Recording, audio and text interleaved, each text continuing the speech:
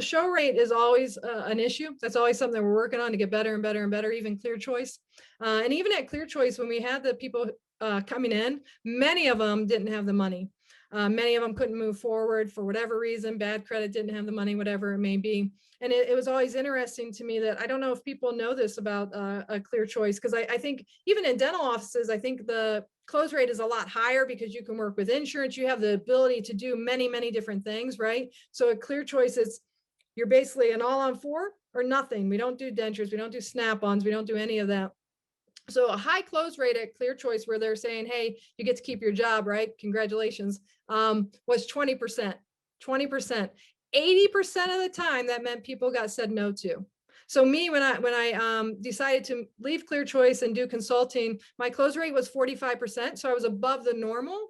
But that still means that what is that? 55% of the time I got said no to. 55% of the time, because the goal is always to give 100% to that person walking through the door. And if you give 100%, when that person finds the money, when they can get a cosign or when they save money, whatever it may be, because things will change for them, they'll come back.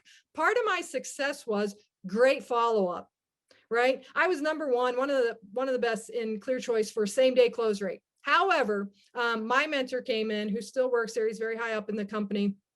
And he said, Kim, I'm going to take you to the next level. And I said, sure, because I was kind of like, how are you going to do that? I've been here forever. I was one of those people, but he changed my whole life in many ways. So I just always want to thank him for that.